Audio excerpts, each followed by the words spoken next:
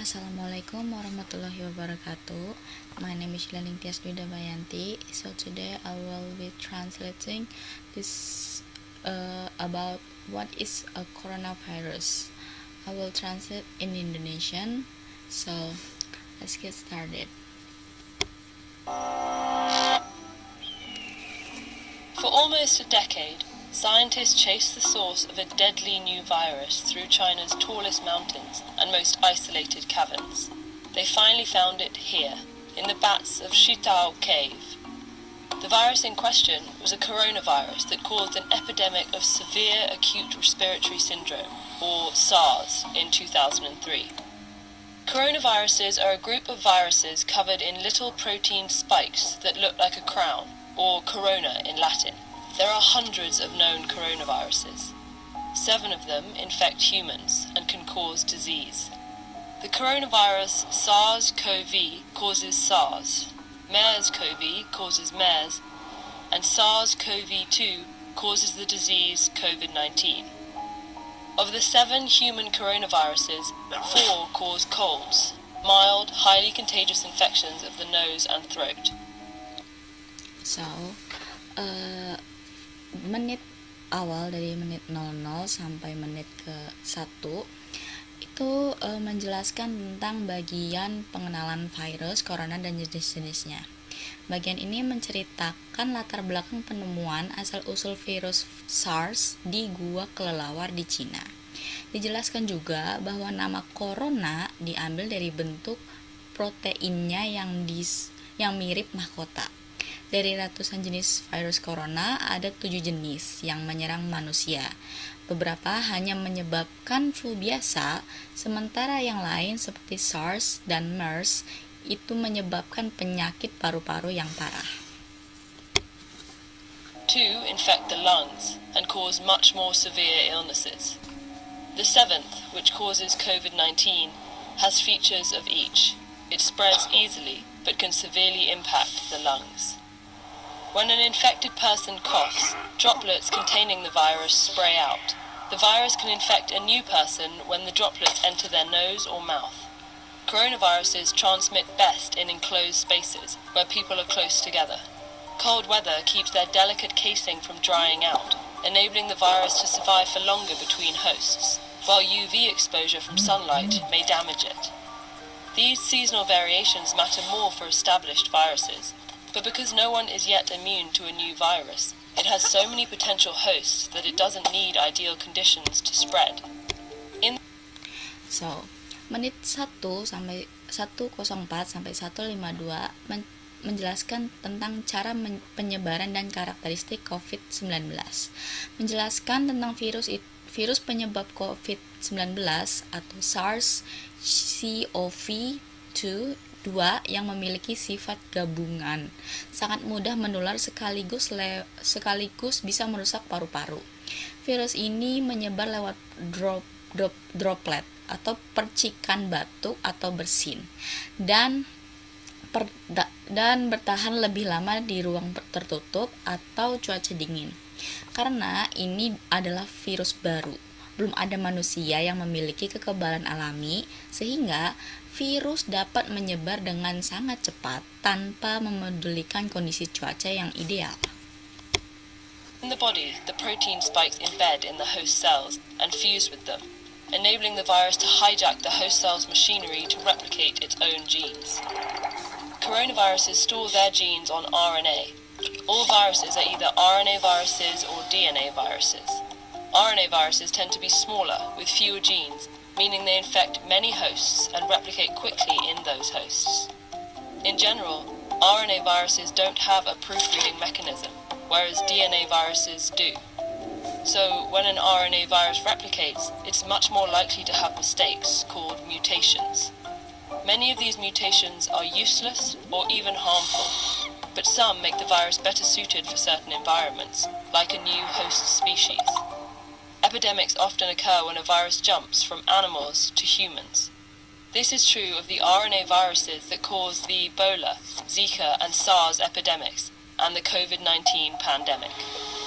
Once in humans, the virus still mutates, usually not enough to create a new virus, but enough to create variations or strains of the original one.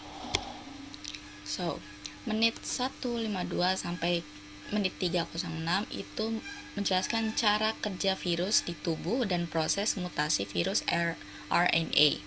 Menjelaskan bagaimana virus itu membajak sel tubuh manusia untuk mengandalkan dirinya. Sebagai virus berbasis RNA, mereka bereplikasi dengan cepat, namun cenderung sering melakukan kesalahan saat mengandalkan diri yang disebut di mutasi. Mutasi acak inilah yang sering kali membuat virus dari hewan tiba-tiba bisa melompat dan menginfeksi manusia, menjadi epidemi atau pandemi. Coronaviruses have a few key differences from most RNA viruses. They're some of the largest, meaning they have the most genes. That creates more opportunity for harmful mutations. To counteract this risk, coronaviruses have a unique feature, an enzyme that checks for replication errors and corrects mistakes. This makes coronaviruses much more stable, with a slower mutation rate than other RNA viruses. While this may sound formidable, the slow mutation rate is actually a promising sign when it comes to disarming them. After an infection, our immune systems can recognize germs and destroy them more quickly if they infect us again, so they don't make us sick. But mutations can make a virus less recognizable to our immune systems, and therefore more difficult to fight off. They can also make antiviral drugs and vaccines less effective because they're tailored very specifically to a virus. That's why we need a new flu vaccine every year. The influenza virus mutates so quickly that new strains pop up constantly. The slower mutation rate of coronaviruses means our immune systems, drugs, and vaccines might be able to recognize them for longer after infection, and therefore protect us better. Still, we don't know how long our bodies remain immune to different... So, menit 306 sampai 423 itu menjelaskan keunikan virus corona dan harapan untuk vaksin. Membahas sisi unik virus corona dibandingkan virus RNA lain. Virus corona memiliki enzim pemeriksaan kesalahan yang membuat tingkat mutasinya jauh lebih lambat dan stabil. Ini menjadi kabar baik karena artinya sistem imun manusia, obat-obatan, dan vaksin bisa mengenali dan melawan virus ini dalam jangka waktu yang lebih lama. Tidak seperti virus flu biasa yang bermutasi sangat cepat dan tumbuh vaksin baru setiap tahun. Coronaviruses. There's never been an approved treatment or vaccine for a coronavirus.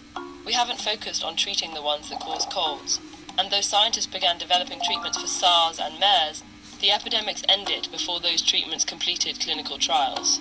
As we continue to encroach on other animals' habitats, some scientists say a new coronavirus jumping to humans is inevitable. But if we investigate these unknowns, it doesn't have to be devastating. Students and teachers all over the world did their part to help slow the spread of COVID-19 by staying home. But what about their graduation ceremonies? Learn more about TED's global campaign to celebrate and elevate the hopes and ideas of an entire generation. So, menit 04.23 sampai akhir penutup 506 itu tantangan masa depan dan penutup. Menjelaskan bahwa sebelum pandemi COVID-19, belum pernah ada vaksin virus corona yang disetujui karena epidemi terdahulu, SARS dan MERS, keburu berakhir sebelum uji klinis selesai. Di masa depan, potensi munculnya virus corona baru dari hewan akan selalu ada akibat kerusakan habitat. Namun dengan sains dan penelitian, dampaknya bisa dicegah agar tidak merusak. Video ditutup dengan apresiasi kepada para pelajar dan menjaga jarak selama masa pandemi. So, let's start another video about how to achieve your most ambitious goal by Stephen Jr.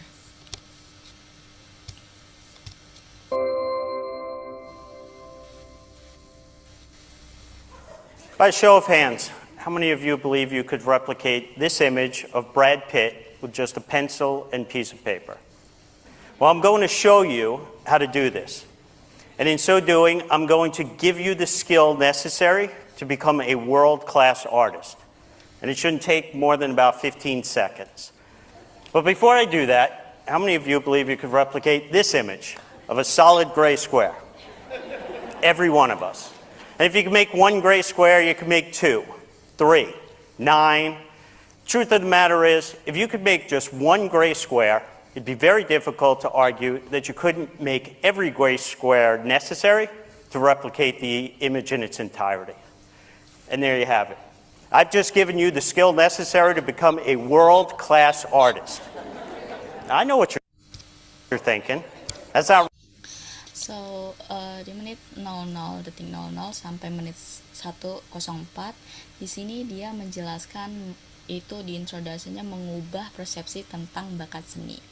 Jadi Stephen ini membuka presentasi dengan eksperimen visual, gambar Brad Pitt, dan teknik kotak abu-abu, gaya seniman Chuck Close.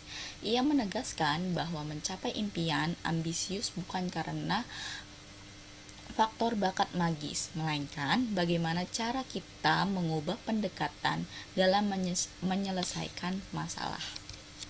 Real art certainly wouldn't make me a world-class artist. So let me introduce you to Chuck Close. He's one of the highest earning artists in the entire world for decades, and he creates his art using this exact technique.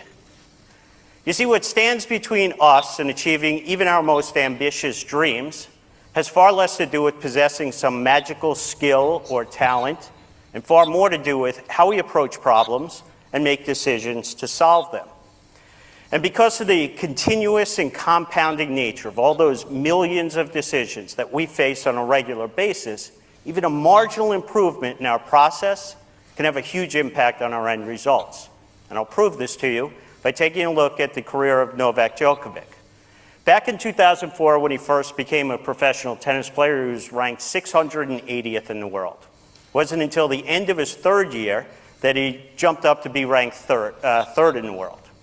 He went from making $250,000 a year to $5 million a year in prize money alone, and of course he did this by winning more matches.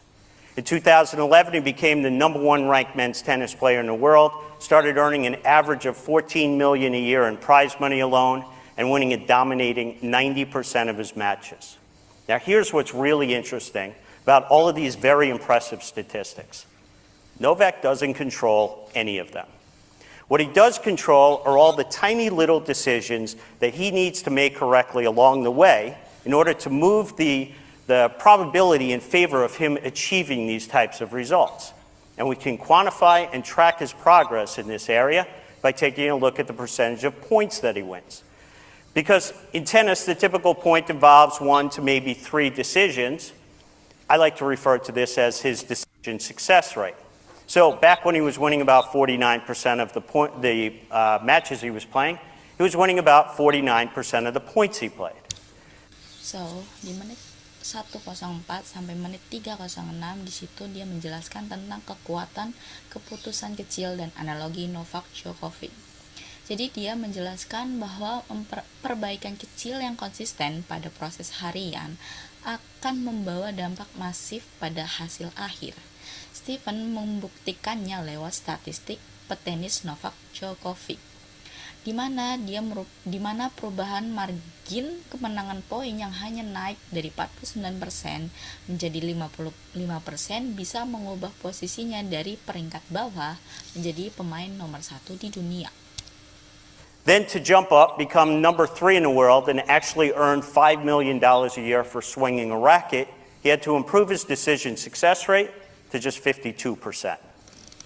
Then to become not just #1, but maybe one of the greatest players to ever play the game, he had to improve his decision success rate to just 55%. Now I keep using this word just. I don't want to imply this is easy to do. Clearly it's not. But the type of marginal improvements that I'm talking about are easily achievable by every single one of us in this room. And I'll show you what I mean. From kindergarten all the way through to my high school graduation, yes, that's high school graduation for me, every one of my report cards basically said the same thing. Stephen's a very bright young boy.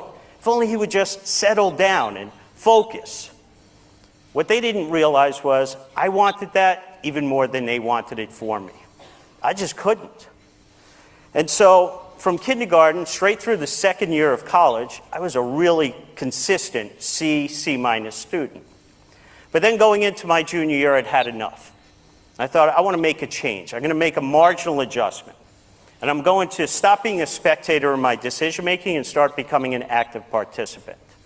And so that year, instead of pretending again that I would suddenly be able to settle down and focus on things for more than 5 or 10 minutes at a time, I decided to assume I wouldn't.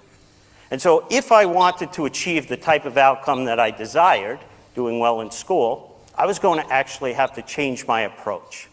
And so I made a marginal adjustment.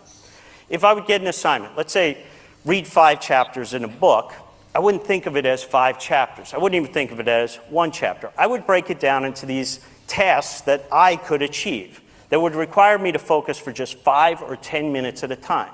So maybe 3 or 4 paragraphs, that's it. I would do that. When I was done with those 5 or 10 minutes, I would get up. I'd go shoot some hoops, do a little drawing, maybe play video games for a few minutes. And then I'd come back. Not necessarily to the same assignment, not even necessarily to the same subject, but just to another task that required just 5 to 10 minutes of my attention. From that point forward, all the way through to graduation, I was a straight A student. Dean's List, President's Honor Roll, every semester. I then went on to one of the top graduate programs in the world for finance. So, jadi di menit 3 sampai menit 5 di situ dia menceritakan tentang kisah dia sendiri sebagai siswa yang sulit fokus dan strategi belajar mikro.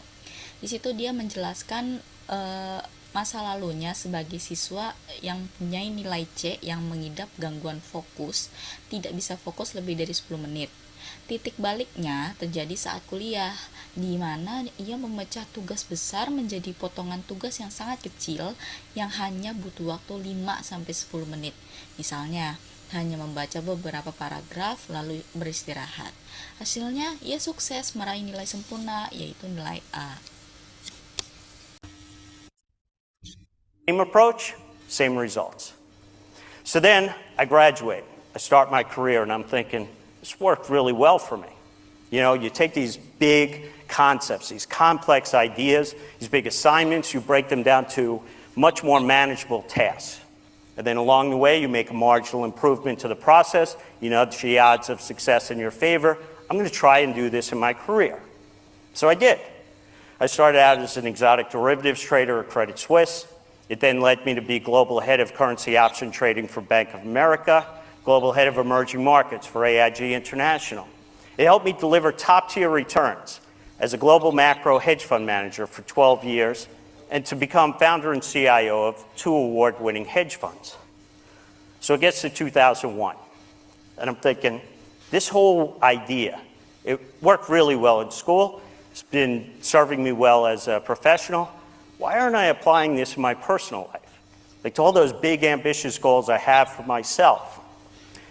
So one day, I'm walking to work, and at the time, my commute was a walk from one end of Hyde Park to the other in London. It took me about 45 minutes each way. Hour and a half a day, 7.5 hours a week, 30 hours a month, 360 hours a year when I was awake, aware, basically wasting time, listening to music on my iPod. So on my way home from work that day, I stopped at the store. I picked up the first 33 CDs in the Pimsleur German language program. Ripped them and So, jadi di sini dia dari menit 5 sampai menit 7 dia menjelaskan bahwa penerapan metode mikro di dunia karir dan finansial. Metode ini pemecahan tugas rumit menjadi bagian-bagian kecil ini ia bawa ke dunia kerja. Strategi ini sukses mengantarkannya menjadi trader top di berbagai bank investasi dunia, yaitu seperti Credit Suisse and Bank of America, hingga mendirikan perusahaan hedge fund sendiri yang sukses besar. And put them onto my iPod. But I didn't stop there. Because the truth of the matter is, I'm an undisciplined person. And I knew that at some point, I'd switch away from the language and go back to the music. So I removed that temptation by removing all of the music. It left me with just one option: listen to the language tapes. So 10 months later, I'd listened to all 99 CDs in the German language program, listened to each one 3 times each. I then went to Berlin for a 16-day intensive German course. When I was done, I invited my wife and kids to meet me. We walked around the city. I spoke German to the Germans. They spoke German back to me. My kids were amazed. I mean, I couldn't close their jaws. But you and I, we know there's actually nothing amazing about what I just done. I made this marginal adjustment to my daily routine, this marginal adjustment to my process. Und jetzt, ich spreche ein bisschen Deutsch. And now I can speak some German. And so in that moment, I'm thinking, it's not supposed to be this easy for a guy like me, an old guy, to learn a new language. You're supposed to have to do that when you're a kid. And yet here I had done it, this marginal adjustment. So what other big, ambitious goals I've been holding on to, putting off until retirement, that I could potentially achieve if I just made a marginal adjustment to my routine? So I started doing them. I earned my auto racing license. I learned how to fly a helicopter, did rock climbing, skydiving, and learned how to... So di sini menit 7 sampai menit 9 dia menjelaskan resolusi menghilangkan godaan dan belajar bahasa Jerman. Jadi pada tahun 2001 dia menerapkan metode ini untuk belajar bahasa Jerman dengan memanfaatkan waktu jalan kaki ke kantor sekitar 45 menit. Agar konsisten, ia menghapus semua musik di iPod-nya sehingga tidak punya pilihan lain selain mendengar rekaman bahasa. Dalam 10 bulan, ia berhasil lancar berbicara bahasa Jerman saat berkunjung ke Berlin.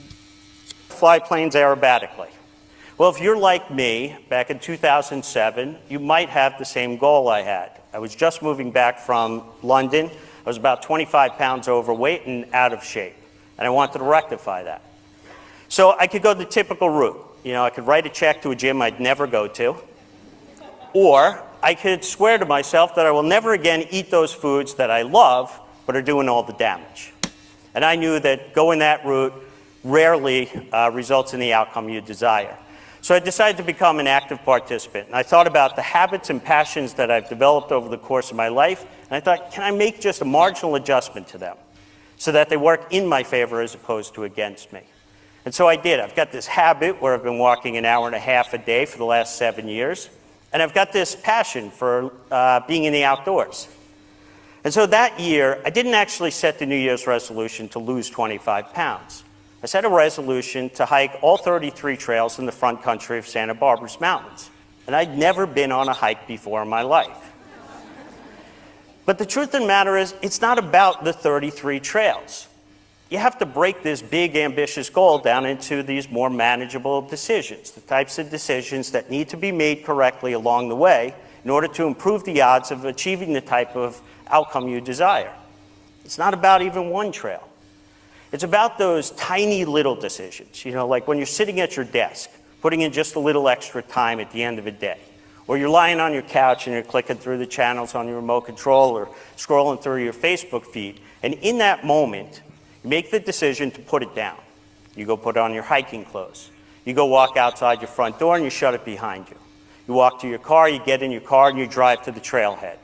You get out of the car at the trailhead and you take 1 step. You take 2 steps, 3 steps. Every one of those steps that I've just described is a tiny... Jadi menit ke-9 sampai menit ke-11 di situ dia menjelaskan tentang tantangan menurunkan berat badan dari atas sofa. Di situ dia menjelaskan satu punya kelebihan berat badan sekitar 25 pound atau 11 kg. Ia membuat resolusi mendaki seluruh 33 jalur gunung di Santa Barbara. Ia menekankan kunci kesuksesannya dia bukan di atas gunung, melainkan keputusan kecil saat di atas sofa. Menaruh remote TV, memakai baju daki, lalu melangkah keluar pintu rumah. Ia sukses turun berat badan dan menyelesaikan maraton. Tiny little decision that needs to be made correctly along the way in order to achieve the ultimate outcome. Now, when I say I want to hike 33 trails in the front country, people think about the decisions at the top of the mountain. That's not what it's about. Because if you don't make the right decision when you're on the couch, there is no decision that occurs at the top of the mountain. So by the end of the year, I had hiked all 33 trails in the front country. I did them a couple of times each. I even did a few in the back country. I lost the 25 pounds, and I capped the year off by doing the hardest half marathon in the world, the Pier to Peak. In 2009, I got really ambitious. Ambitious for a guy who still to this day cannot settle down and focus on anything for more than 5 or 10 minutes at a time, and that was to read 50 books. But again, it's not about reading 50 books. It's not even about reading one book. It's not about reading a chapter, a paragraph, a sentence. It's about that decision when you're sitting at your desk at the end of the day, or when you're lying on the couch, or flicking through your Facebook feed, and you put down the phone. You pick up a book and you read one word. You read one word. You'll read 2 words, 3 words. You'll read a sentence, a paragraph, a page, a chapter, a book. You'll read. Jadi di menit 11 sampai menit 12 dia menjelaskan strategi membaca 50 buku dalam setahun. Ketika menargetkan membaca 50 buku, ia tidak berfokus pada jumlah bukunya, melainkan keputusan kecil untuk meletakkan ponsel saat di kasur, mengambil buku, dan berkomitmen membaca 1 kata saja. 1 kata akan menuntun pada kalimat, paragraf, bab hingga puluhan buku selesai dibaca. 10 books, 30 books, 50 books. In 2012, I got really ambitious. I set 24 New Year's resolutions. 12 of them were what I call giving resolutions, where I did 12 charitable things that didn't involve writing a check. But it's not without its failures. I tried to donate blood, and they rejected me because I'd lived in the UK. I tried to donate my sperm, they rejected me because I was too old. I tried to donate my hair, and it turns out nobody wants gray hair. So here I was trying to do something to make myself feel good, and it was having the opposite effect. So anyway, I've also had these 12 learning resolutions to learn 12 new skills. And when I was done with unicycling, parkour, slacklining, jumping stilts, and drumming, my wife suggested I learn how to knit. And I'll be honest, I wasn't all that passionate about knitting. But one day I'm sitting under this 40-foot tall eucalyptus tree that's 2.6 miles up the Cold Spring Trail in Santa Barbara, and I'm thinking, that tree would look really cool if it were covered in yarn. And so I went home and I Googled this, and it turns out this is a thing people do. It's called yarn bombing. You wrap these public structures with yarn. And the 2nd annual International Yarn Bombing Day was just 82 days away. So for the next 82 days, no matter where I was, if I was in a board meeting, on the trading floor, in an airplane, or in the hospital, I was knitting, 1 stitch at a time. And 82 days later, I had done my first ever yarn bomb.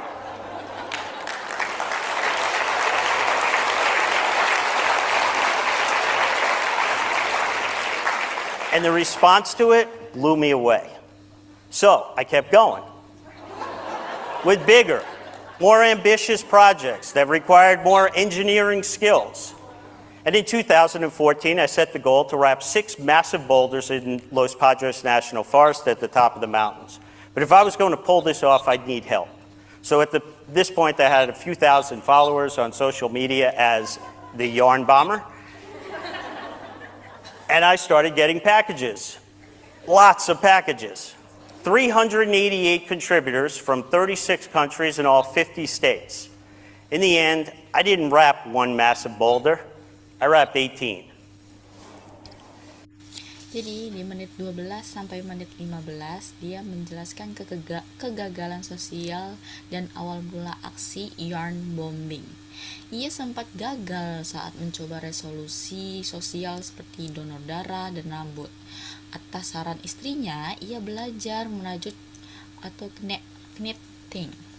Ia selalu terinspirasi merajut satu demi satu jahitan dimanapun ia berada, di rapat, pesawat, maupun di rumah sakit, hingga sukses melakukan aksi yarn bombing, membungkus fasilitas publik dengan rajutan kain pertamanya.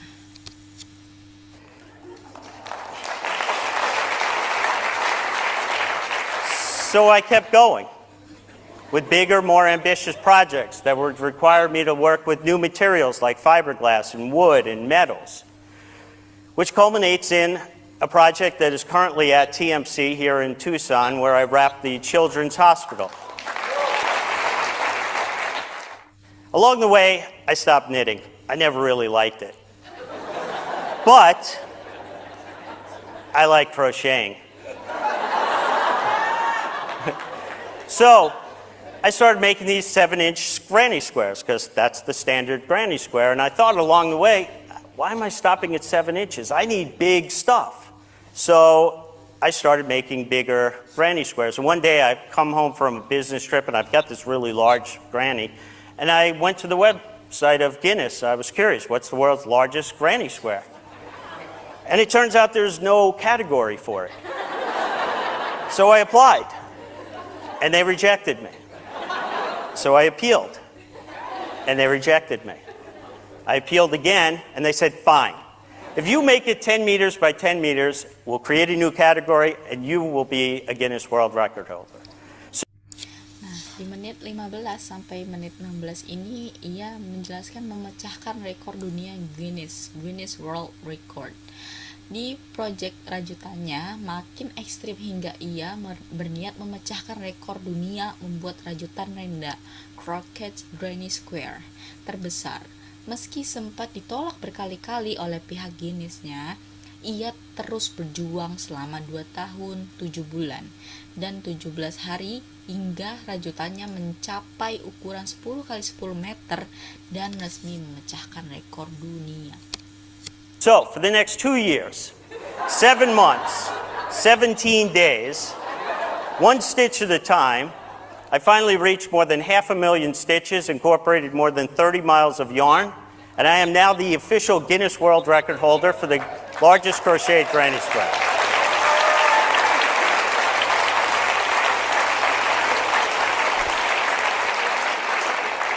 Along the way, I've garnered an awful lot of attention for my escapades.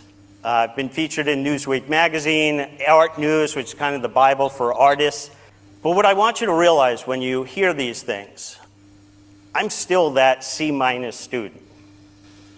I'm still that kid who can't settle down or focus for more than 5 or 10 minutes at a time, and I remain a guy who possesses no special gift of talent or skill. All I do is take really big, ambitious projects that people seem to marvel at, break them down to their simplest form, and then just make marginal improvements along the way to improve my odds of achieving them. And so the whole reason I'm giving this talk is I'm hoping to inspire several of you to pull some of those ambitious dreams that you have for yourself off the bookshelf and start pursuing them by making that marginal adjustment to your routine. Thank you.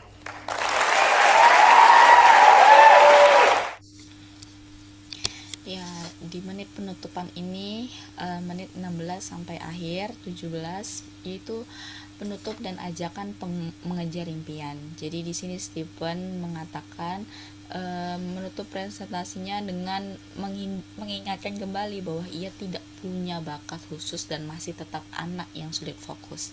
Ia mengajak penonton untuk mengambil kembali mimpi-mimpi besar mereka yang selama ini dipendam, lalu mulai mewujudkannya lewat menyesuaikan rutinitas kecil setiap hari. So that's all my translation for this video. Thank you. Wassalamualaikum warahmatullahi wabarakatuh.